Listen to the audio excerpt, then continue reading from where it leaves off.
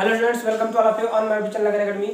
आज हमसे पढ़ने वाले हैं use of wanted to means चाहता था, है ना।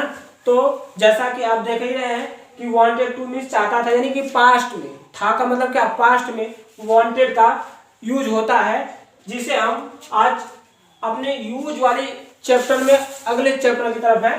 तो चलिए देखिए कि इसका यूज कैसे होता है। इसके पहले वीडियो में हमने पढ़ा है वन टू उसमें उसका यूज बताया गया, वो प्रेजेंट में, अब ये पास्ट में, ठीक है ना। तो उसको आप जरूर देख लीजिए, उसे अगर नहीं देखे तो 2-3 वीडियो के नीचे आपको मिल जाएगा, 3-4 वीडियो होगी, ठीक है। उसमें वन टू लिखा हुआ और उसमें वांटेड टू, ये पास्ट में वो प्रेजेंट में हुआ है। तो उसमें क्या हुआ था कि जो प्रेजेंट में होता है तो सब्जेक्ट के अनुसार यस यस जोड़ा जाता है वांट में, है ना, और क्रिया की फर्स्ट फॉर्म होती है इसके बाद। तो आइए हम इसका रूल ले लेते हैं। जब इसका अफर्मेटिव होता है, अफर्मेटिव सेंटेंस, है ना, पास्ट का अफर्मेटिव, ठीक है, किसका, पास्ट, ठीक है। पास्ट का जब अफर्मेटिव होता है तो ये वांटेड, है ना, वांटेड टू का प्रयोग होता है और वर्ब की फर्स्ट फॉर्म लगती है। लीजिए उसका स्ट्रक्चर भी बना रहे हैं, जैसे सब्जेक्ट, ठीक, सब्जेक्ट प्लस वांटेड टू, है ना, प्लस वर्ब की फर्स्ट फॉर्म, ठीक है ना, फॉर्म। मैं आपको बता दूं, जैसा कि केवल अगर देखिए इसके साथ टू जरूर होगा, अगर केवल वांटेड लिखा हुआ है, केवल वांटेड, तो इसका मतलब है कि तलाश था, थी, थे, ठीक है, सॉरी, केवल तलाश है, हूं, ना, तो वांटेड ये हो गया। लेकिन यहाँ जो है, यहाँ जब टू लगा हुआ है, वांटेड टू, तो इसका मतलब ये हुआ कि चाहता, चाहती, चाहते थे, यहाँ दी है ना। तो पास्ट इंडेफिनिट का जो होता है स्ट्रक्चर उस हिसाब से, जैसे कह दे कि वह जाना चाहता था, देखिए, तो इसका हो जाएगा सब्जेक्ट ही वांटेड टू गो। देखिए मेन वर्ब है ना, ये यहाँ पे वर्ब यानी मेन वर्ब की फर्स्ट फॉर्म गो, ये नहीं कि थर्ड फॉर्म या सेकंड फॉर्म।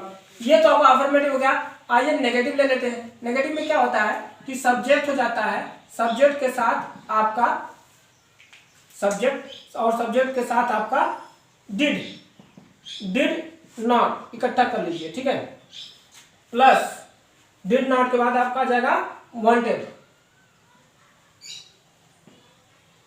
नहीं वांटेड नहीं, वांट केवल हो जाता है, सॉरी, वांट टू। यहां पर अब देखिए, यहाँ वांटेड है, यहां पर केवल वांट और टू प्लस वर्ब की फर्स्ट फॉर्म, ठीक है।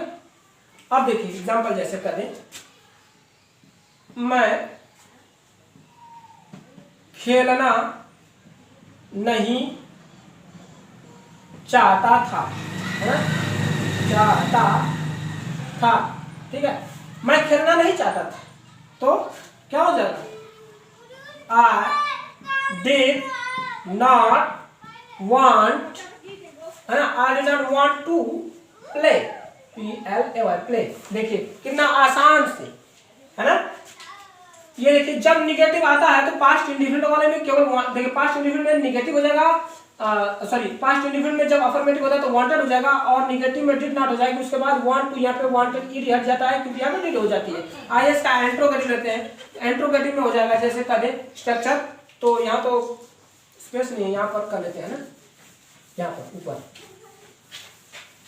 देखिए कह दे एंट्रोगेटिव में, एंट्रोगेटिव, ठीक, एंट्रोगेटिव में तो हो जाएगा did plus subject, plus subject के बाद हो जाएगा आपका वांट, है ना, वांट टू प्लस वर्ब की फर्स्ट फॉर्म, ठीक है। आइए एग्जांपल लेते हैं। थोड़ा शोर हो रहा है इस पर, अदरवाइज पर आप ध्यान न दें, ठीक है, ये अदरवाइज यहाँ थोड़ा वर्क हो रहा है, बच्चे हैं शोर कर रहे हैं। तो इसमें कहा गया है जैसे कि क्या तुम पढ़ना चाहते थे। क्या तुम पढ़ना चाहते थे? यहाँ पर क्वेश्चन मार्क। तो did you want to study? Did you want to study? क्या तुम पढ़ना चाहते थे? देखिए इंट्रोगेटिव जैसे मतलब कि आपको नेगेटिव समझ में आएगा तो इंट्रोगेटिव भी समझ में आ जाएगा, क्योंकि वही फॉर्मूला इसमें आता है। बस इसमें जब प्रश्नवाचक यानी कि इंट्रोगेटिव वर्ड जब सामने होते हैं यानी फर्स्ट में होते हैं तो उस वहां पर एक्सक्लेमेशन वर्ब लगा दी जाती है।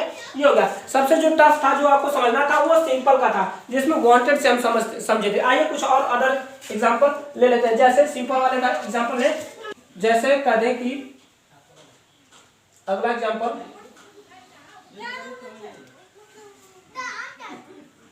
वह घूमना चाहता था। तो he wanted to visit। वह घूमना चाहता था। आइए होमवर्क दे रहे हैं, इसे आप सॉल्व करके कमेंट बॉक्स में जरूर बताएं कि इसका क्या सॉल्यूशन होगा। ठीक है, जैसे मैं कह दूं चोर भागना चाहता था। क्लियर? आप इसे सॉल्व करके कमेंट बॉक्स में जरूर बताएंगे। और हाँ, एक बात आपको है कि आप कमेंट में nice sir, good sir, very good sir ऐसा ना लिखिए, बल्कि मैं आपसे चाहता हूँ कि आप उसे सॉल्व करके लिखिए। इतना अच्छा सा लिखा जाता है, इतना अच्छा मतलब कि आपको सिंपल उदाहरण देकर के बताया जाता है, तो आप उसे सॉल्व करके बताइए। मिलते हैं अगले क्लास में, तब तक के लिए धन्यवाद।